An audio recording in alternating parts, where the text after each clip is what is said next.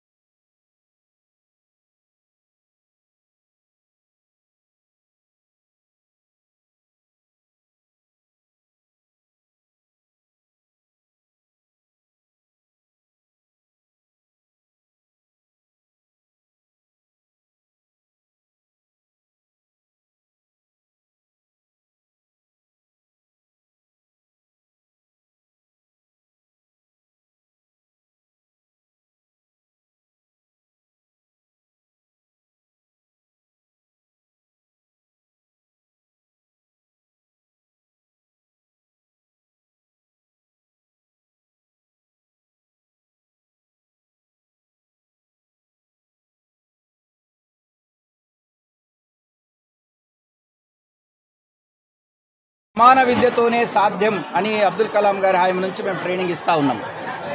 ఇది ఎన్ని సంవత్సరాలైనా కూడా ఈ బీదత్వము ఇంకా కూడా బీదవాళ్ళుగా ఉండటం అనేది బాధాకరమైన విషయం. ఈ బీదత్వాన్ని పోగొట్టాలి అంటే ఒక ఎడ్యుకేషన్ తోటే సాధ్యం అని మేము నమ్ముతున్నాం. మా ప్రభుత్వం కూడా నమ్ముతూ ఉంది. ఇంటర్నేషనల్ స్థాయిలో విద్యాభ్యాసము ప్రతి పాప బాబుకి దొరకాలి రాష్ట్రంలో అనేది ముఖ్య ఉద్దేశంగా పనిచేస్తున్నాం. కనుక గొప్ప లక్ష్యం పెట్టుకొని మీరు దానికి ప్రయత్నం చేస్తే తప్పకుండా మీరు గొప్ప లై తీరుతారు అని ఈ రాష్ట్రంలో ఉన్న ప్రతి అట్టడుగు వర్గాలలో ఎంతమంది స్టూడెంట్స్ ఉన్నారో అంతమందికి కూడా మేము ట్రైనింగ్ ఇవ్వడం జరుగుతూ ఉంది. లీడ్ ఇండియా ఉద్యమం ద్వారా ఈ రాష్ట్రంలో ఉన్న ప్రతి పిల్ల, బాబు, పాప వాళ్ళకు కూడా మేము ట్రైనింగ్ ఇస్తూ ఉన్నాం. అదేవిధంగా ఇక్కడ కూడా మేము ట్రైనింగ్ ఇస్తాం కూడా. ఇంకా తర్వాత ఈ సమస్యలు లేని స్కూల్గా మార్చాలనేది. సమస్యలు ఉంటే అక్కడ ఆ విద్య మీద దృష్టి ఈ పిల్లలకు తక్కువగా ఉండే ఛాన్స్ ఉంటుంది. కనుక ఈవెన్ టీచర్లకు కూడా అక్కడ సమస్యలు ఉంటే చెప్పాలనే ఫీలింగ్ కూడా రాకుండా ఉండే ప్రాబ్లం ఉంది. కనుక ప్రతి స్కూల్లో కూడా అన్ని వసతులు కల్పించాలని, ఎంతమంది స్టూడెంట్స్ ఉన్నారో ప్రపోర్షనేట్గా టీచర్లకు కూడా పెట్టాలని, అప్పుడే ఈ సరి అయిన విద్య సాధ్యమని కూడా భావిస్తూ ఇప్పుడు అన్ని చర్యలు చేపడుతుంది. కనుక మీరు టీచింగ్ కమ్యూనిటీ కూడా అందరికీ నేను తెలియజేస్తున్నాను. మనం చదువుకోవాలనే కోరికను పిల్లల లోపల క్రియేట్ చేస్తే ఇంటి దగ్గరైనా చదువుకోగలడు. తర్వాత ఇంకా లైబ్రరీకి పోయి కూడా చదువుకోగలడు. చదువుకోవాలనే కోరికను ప్రధానంగా వీళ్ళ లోపల ఇన్కల్కేట్ చేయాలని, అదేవిధంగా నాయకత్వ లక్షణాలు పెంపొందించాలని, తర్వాత కమ్యూనికేషన్ స్కిల్స్ నేర్పాలని, లేటెస్ట్ టెక్నాలజీకి వీళ్ళను ఎక్స్పోజ్ చేయాలని. ఎందుకంటే ఇంకా రాబో రోజులలో ఈ ఏఐ, ఆర్టిఫిషియల్ ఇంటెలిజెన్స్ వస్తూ ఉంది. సో ఈ యొక్క పెద్ద మార్పు రానుంది.